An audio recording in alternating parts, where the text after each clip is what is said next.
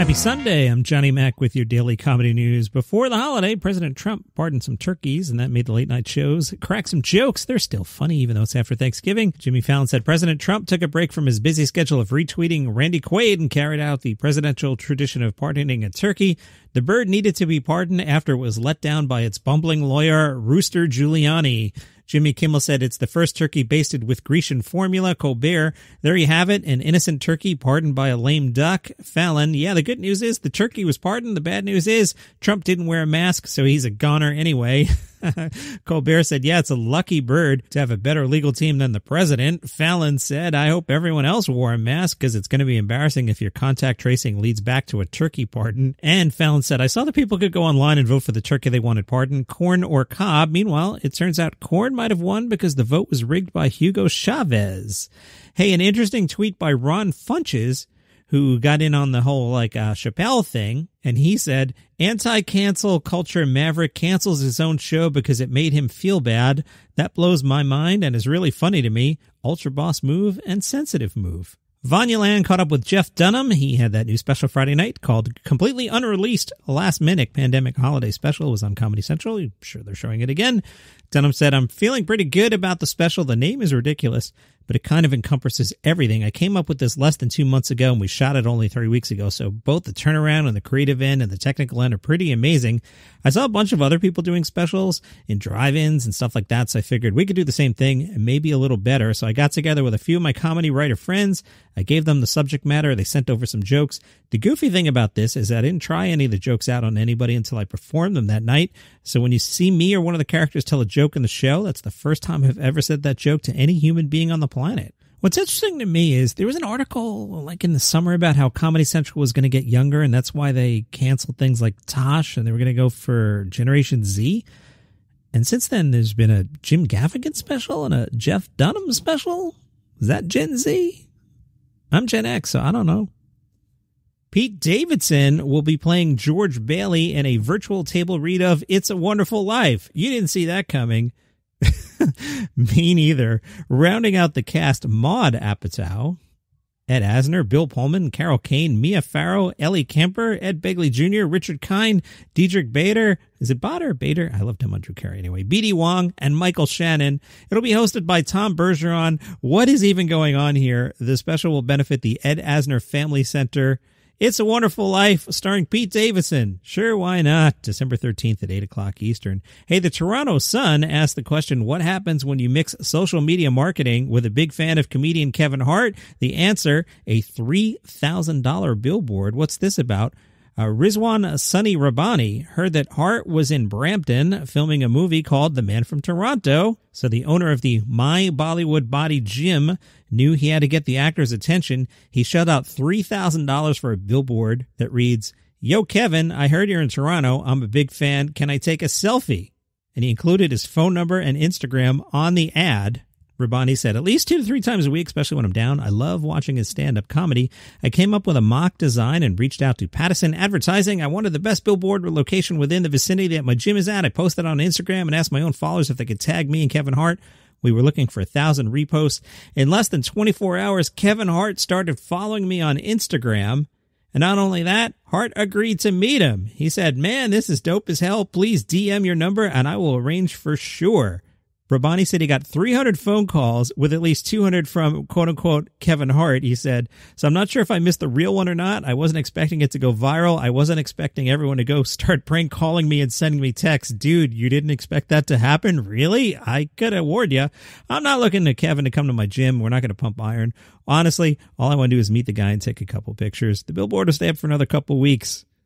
Dan Smith is the can't stand-up comedian. I told you about him a few weeks back. He reached out, and I reached back, and I'm like, hey, come on the show, and you can tell us all about you. He is a Sacramento comic. He was born with Spina Bifida. That's a condition that occurs when the spine and spinal cord don't form completely, and he'll share his experiences as a comedian, including having to be carried onto the stage. I hadn't thought of that. Here's my interview with Dan Smith. So let's just start with comedians in general. Like, who are you into? Who do you like? Who are your influences? Let's just talk shop. My favorite comedian of all time is Robin Williams. Carlin is great. I really like Mitch Hedberg. in terms of comedians that aren't dead. I think my favorite right now is probably Patton Oswalt. I like some of Bill Burr's, some of his stuff, not so much. If I had a comedy Mount Rushmore, it would be Williams, Carlin, Oswalt, and Hedberg. Great list there. Let's start with Robin. I feel like you're right that he's gotten more known over time for his acting than his stand-up. But when he first came on the scene, there have been some real shooting stars in comedy. Steve Martin was one. Robin was one. When you first saw Kinison, when you first saw Dice. And I would put Robin in that category, that when he first showed up and had just that manic delivery, it was fresh, it was different.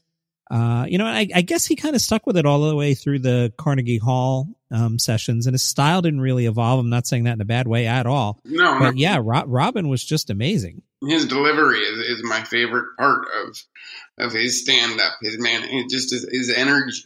I wish I could do that myself. People have forgotten, I guess, about all the work he did for Comic Relief as that show kind of naturally came to a conclusion.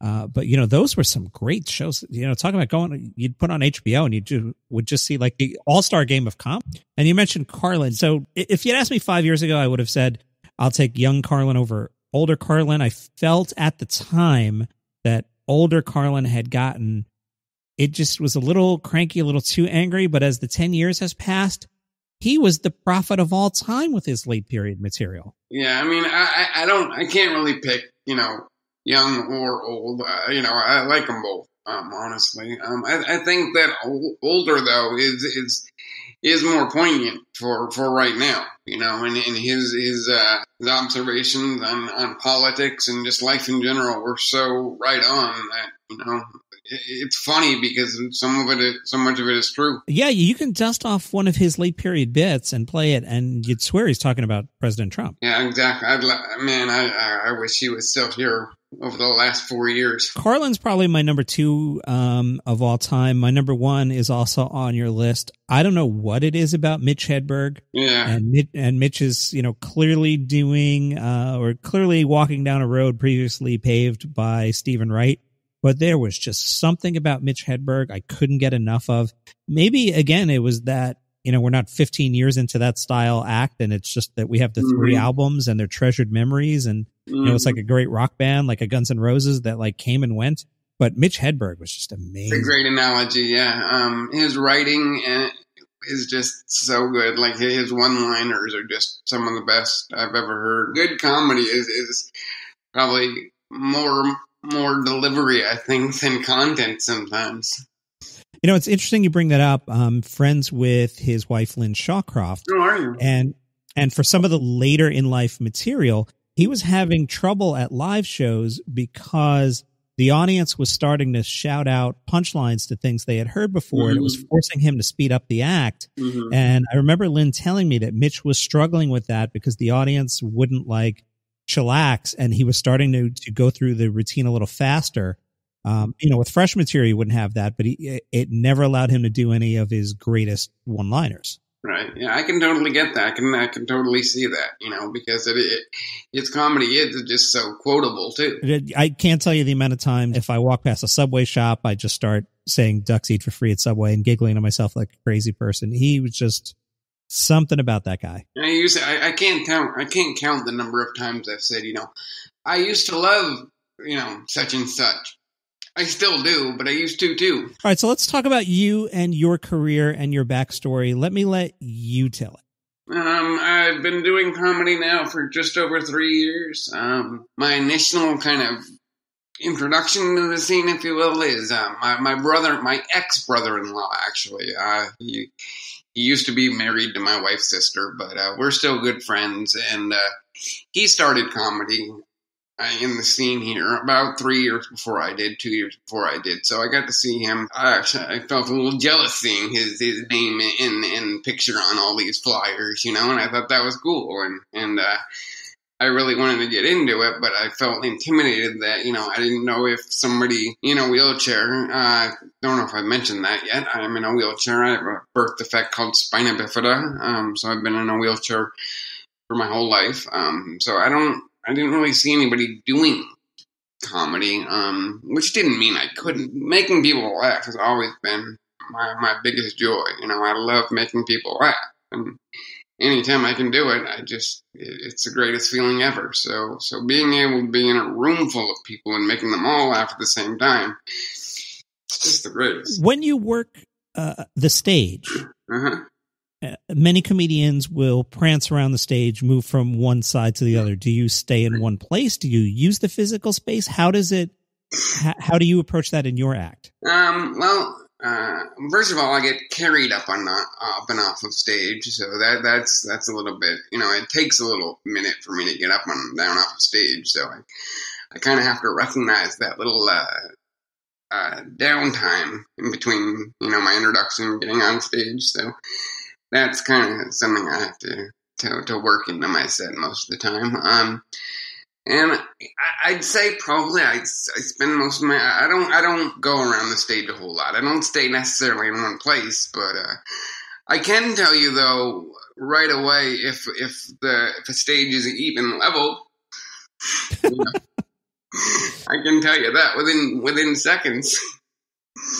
Does that come up a lot? A few stages I've been on, I'm sitting there and all of a sudden realize, hey, I'm rolling forward. Or rolling backwards. So, it comes up every now and then. But there's only been one that I can remember that was like, oh, crap. I'm really moving here. So I had to put my brakes on for that one. Are you doing Zoom shows? Have you been able to get on stage at all? Yeah, well, I host a Zoom show every month called Body Posy, where we celebrate comedians of all shapes, sizes, races, colors, and abilities. So we host that it's the fourth Friday of every month. Zoom has been great. Zoom has been, it's been really nice that it's been here. When things go back to quote unquote normal, I still intend to use Zoom for practicing and things like that because there's always the Zoom open mic. It seems like. Yeah, I hadn't thought about that, but now that you bring it up, especially audiences have gotten used to, light monetization, $10 or so for a Zoom show. You're probably right. It'll probably just stay in the mix. I just miss the energy of the crowd, and when things are going well and you feed off of that, or when things aren't going well and you try to save yourself. That's actually kind of fun. I don't know if I use the word fun, but it's something, it's an experience that all comedians need to have, So. Oh, I'm so old. I caught the later years of Carson, and I've definitely gone back and watched older Carson. Mm-hmm. And some of his best nights were when the monologue was terrible and he was eating it, and he just found a way to pull it out. Those are some of his best shows. When things, I do try to recognize it when things aren't going well. It's just, and sometimes I've had nights where my recognizing that I'm bombing gets a bigger laugh than my actual jokes. That's good and bad, right? Yeah, I guess so. So you have a benefit show coming up, right? I do actually. Yeah, it's a benefit show for the Spina Bifida Association. Like I said, I have Spina Bifida. It's a birth defect. And for Giving Tuesday, December 1st. So for the next week, if you go to their website, and I have a website to give you if you want when you're ready. If you make a donation of pretty much any denomination, you get access to the stand-up show. And I put together a lineup of, I'll be hosting, and I put together a lineup of 4 other comedians besides myself, and we're going to do about an hour long, and it's December 5th at 5 p.m. Pacific time. Spina Bifida Association is in Washington, D.C., so they kind of scheduled it to be prime time, in their hours. But 5 p.m., on a Saturday. It's not necessarily prime time, but, it's Saturday, so it's not like people have to get home from work. Hey, I like the early start. I remember when I used to fly out to the West Coast comedy festivals, and I'd catch a 4:30 a.m. Eastern flight, and then be at a show at 11 p.m. Pacific, and then after that show, somebody would be like, "You want to get a couple drinks?" So I'd be loopy. I'd be like, "I got up at 7 hours ago. You want me to party?" But Yeah, that's life at the comedy festival. I'm in my 40s now.